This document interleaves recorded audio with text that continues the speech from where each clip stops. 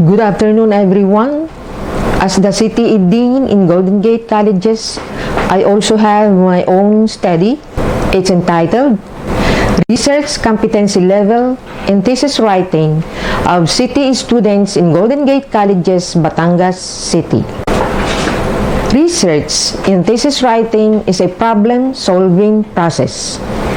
It is driven by one's interests, passion, and hunger for the acquisition of new learnings or knowledge.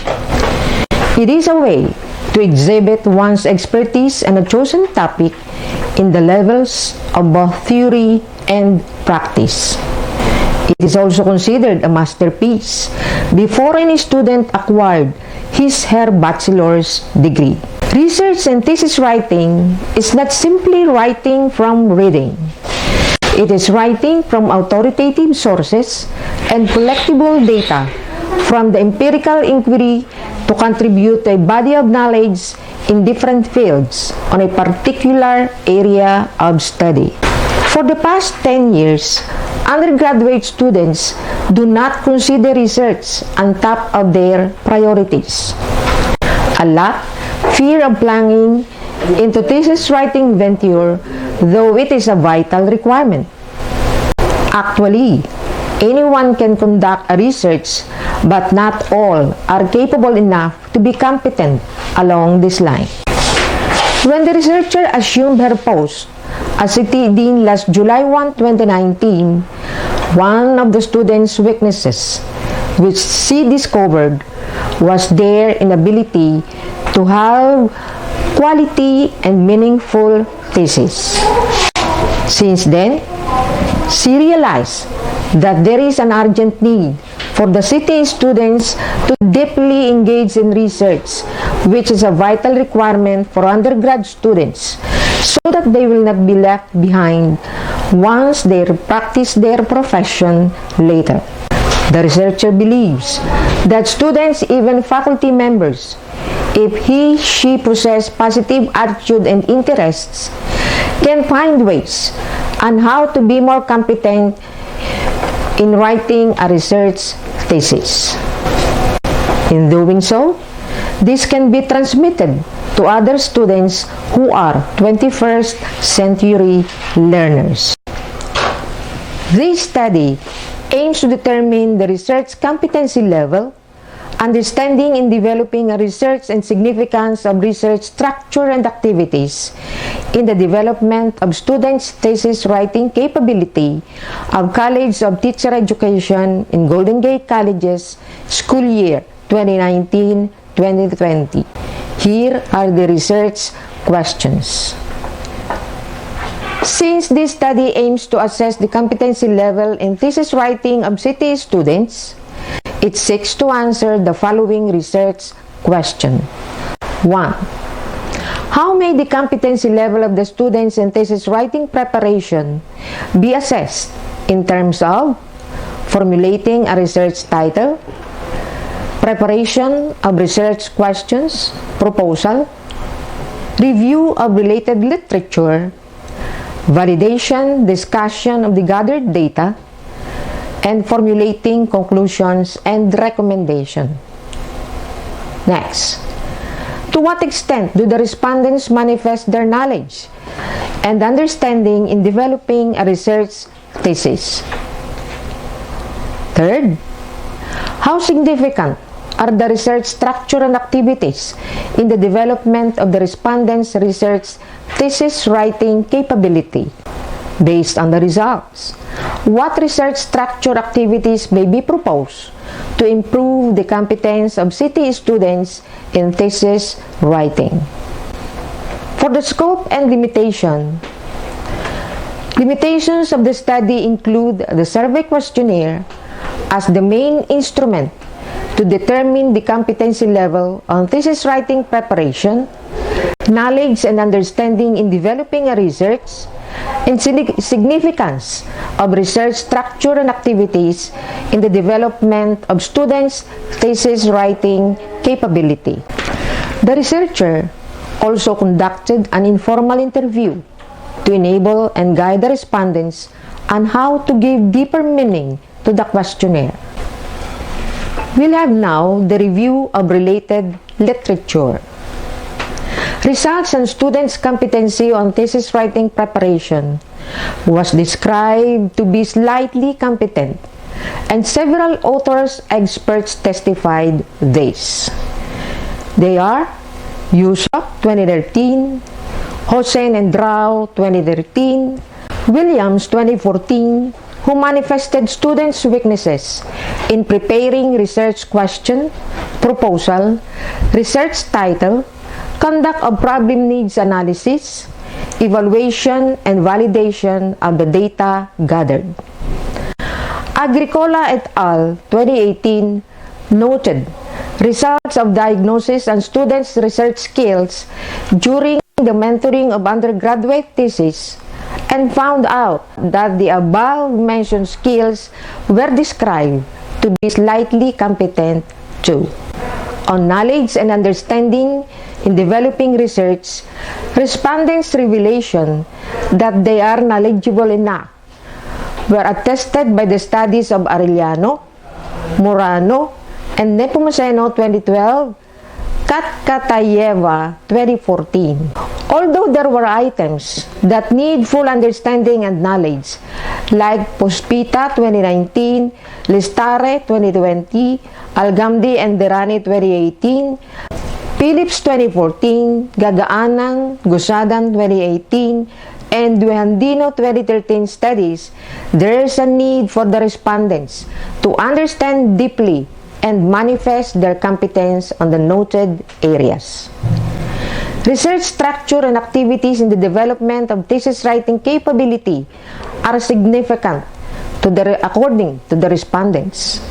This was confirmed by the studies of Adriano 2016, Barot 2020, Concepcion 2014, Akar 2012, and Gosadan 2018.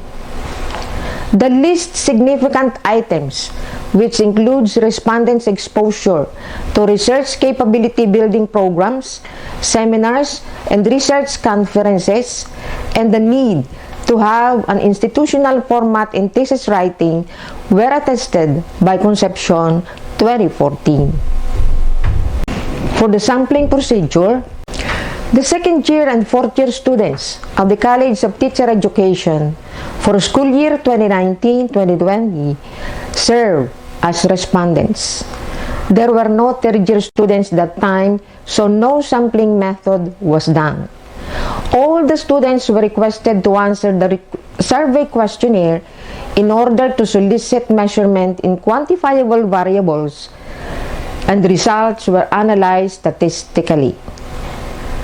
For the data collection, the survey questionnaire and an informal interview serve as data gathering instruments of the study.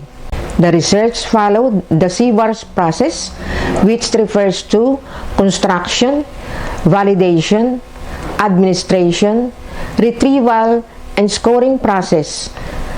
Part 1 is about the research competency level of the CTE students.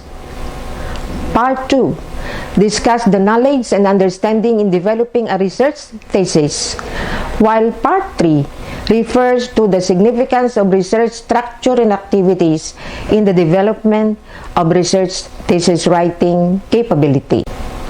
For the type of analysis, here, the researcher utilized the descriptive analysis, which involved collecting data in order to answer the research questions, discuss and analyze salient research concepts.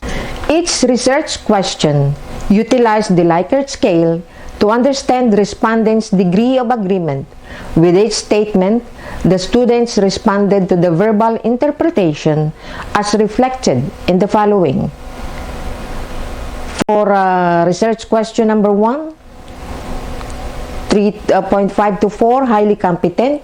Number 2, highly knowledgeable. And research question number 3, highly significant.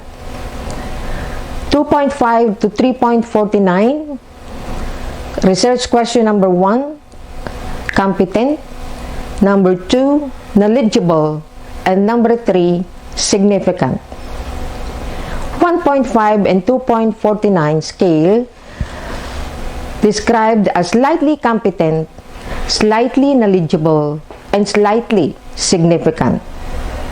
And for 1 to 1.49, it's described as, for the research question number 1, not competent, not knowledgeable, and not significant. This time, we'll go now to the results and discussion. The salient point of the study revealed the following. Research competency level of CTE students on thesis writing as to formulation of research title, research questions, review of related literature, validation, discussion, analysis of the gathered data, conclusion, and recommendations was assessed as slightly competent with a weighted mean of 2.45. For number 2, with a weighted mean of 2.73, verbally interpreted as knowledgeable enough in understanding and developing a research thesis. Although there were items which they interpreted as moderately knowledgeable, the said items serve as the basis for the researcher to formulate workable recommendations. Research structure and activities are highly significant if the respondent shall have an interest and positive attitude towards development of research thesis, read lots of books and related sources, and based it from their true-to-life experiences. However, they need to be exposed to research capability building seminars, research conferences, and others. There's a need to have an institutional format in research, thesis writing, and familiarity with online tutorials. As a whole, the respondents assess this item as significant with a weighted mean of 3.18. For the last question, for this study, the researcher, with the help of the faculty members from the CTE and Graduate School Department, initially formulated an institutional format and conducted activities to improve the competence of CTE students in research, preferably in thesis writing. Attached is the institutional format or research structure in thesis writing, as well as the activities to improve the competence of CTE students along this line. For the recommendations, CTE students may further enrich their competency level by familiarizing themselves with the different aspects of research thesis writing preparation. The CTE department might have an in-depth training about online tutorials, exposure to research seminars, conferences, research fest, and at the same time, enhance their participation in research capability building, preferably on gathering accurate data analysis, results, and findings of the study. The institution may adopt its own institutional format in thesis writing to guide the students, even faculty members, in crafting and in presenting a thesis. A research activity or research activities may be sustained to further enhance the research capability level, like thesis writing among students and even faculty members as well. My dear audience, the stated recommendations are now being practiced in GGC, like exposing the students and faculty members to research seminars and conferences. GGC now has its own institutional format being implemented by the CTE and Graduate School Department after this research study.